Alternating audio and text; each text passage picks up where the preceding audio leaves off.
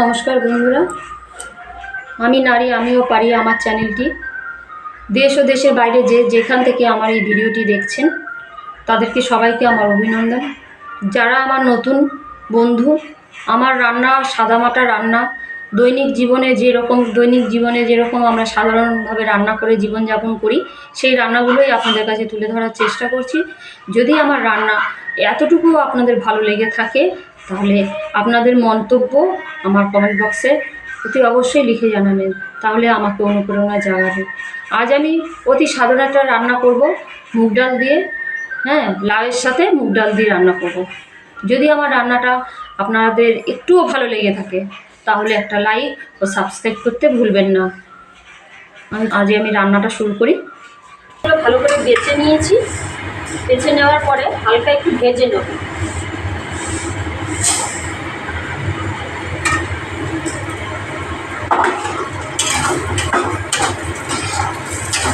হালকা দিয়ে একটু মুগ ডালটা ভেজে নিচ্ছি।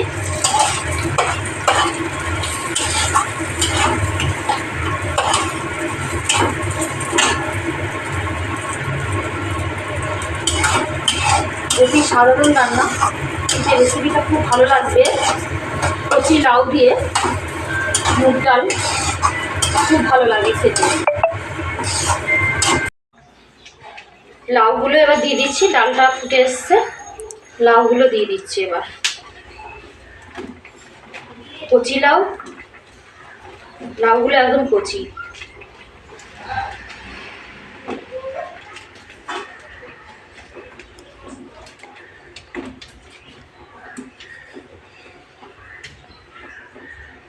এবার একটু নুন দিয়ে আর হলুদ দিয়ে ঢেকে দেবো।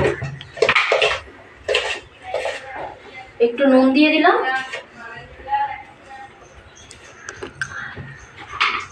একটু হলুদ দিয়ে দেবো।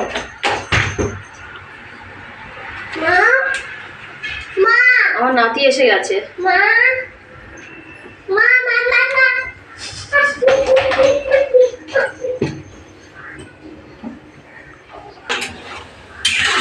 একটু নাড়া দিয়ে ঢাকা দিয়ে দেবো, লাউগুলো নরম হবে।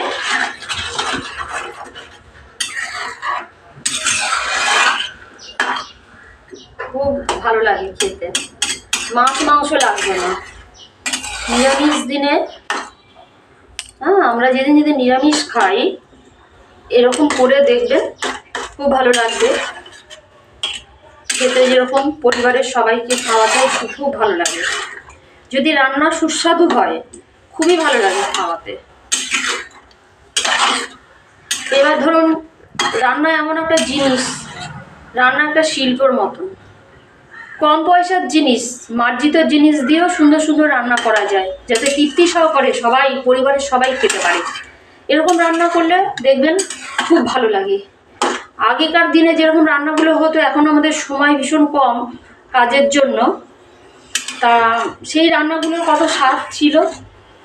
তাই এখন সময় যেহেতু অল্প সময়ের মধ্যে যতটুকু রান্না করা যায়, সাবেকি রান্না, সেইগুলোই আমি সাধারণত পারি।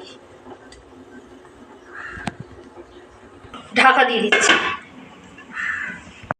এবার ঢাকাটা খুলি, দেখছি কি অবস্থায় আছে ডালটা গলে গেছে। লাউগুলো একদম গলে গেছে, খুব সুন্দর। ঠিক আছে, কচি লাউ একদম ডাল আর লাউ মিলেমিশে একাকার হয়ে গেছে। এবার শুধু ফোড়ন দেবার পালা। ফোড়নটা এই প্যান বসিয়ে দিয়েছি, প্যানটা একটু গরম করে এইবারে ফোড়নও সরষের তেল দিচ্ছি। এবার হচ্ছে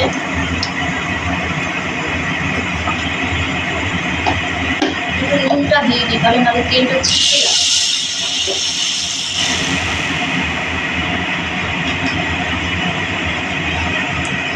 তেজপাতা দিই। এবার একটু জিরে, রাঁধুনি দিয়ে দিলাম, শুকনো লঙ্কা, এই হচ্ছে ফোড়ন।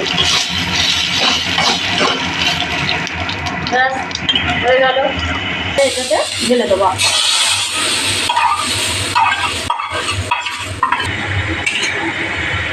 এইবার একটু ধনে পাতা এর উপর দেবো, আর একটু নুন দিয়ে দেবো, এই চিনি দিয়ে দেবো, নুন না সরি চিনি দিয়ে দেবো। তাহলে কি হয়, ডালের স্বাদটা একটু ভালো হবে।